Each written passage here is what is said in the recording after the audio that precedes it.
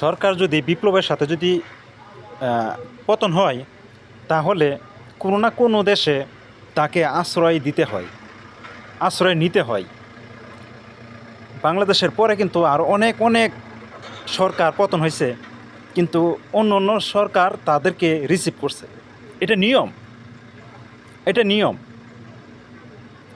কিন্তু শেখ হাসিনা ইন্ডিয়ার কাছে গেছে বিদায় তোরা যা হুমকি দিতেছস, আসলে তোরা তো না হ্যাঁ মরতে চাইতেছস, কিন্তু তোরা মরলে সমস্যা নাই, কিন্তু মানুষকে বিপদে ফেলা যেতেছস, এটা হচ্ছে অনেক বড় কষ্ট। তোরা মানুষকে বিপদে ফেলাইতেছস, মানুষ অনাহারে মারা যাবে, কষ্টে মারা যাবে। ইন্ডিয়ার সাথে তুই যদি কস বলে 7 স্টার ভেঙে দিবি বা 60টি রাজ্যকে তোরা বিভক্ত করবে বা ধ্বংস করে দিবে, এই হুমকি যদি তোরার মুখে আসে, জিনিসটা এরকম হয়ে গেল যে আমি 25 বছর বয়স হয়ে গেছে, এখন আমার বাবার শরীরের সত্যি থেকে আমার শরীরের সত্যি এখন বেশি, আমার বাবা কি আমার সাথে পারবে? সেম এরকম হয়ে গেছে, হয়তো বা শুনতে একটু খারাপ লাগবে কথাটা।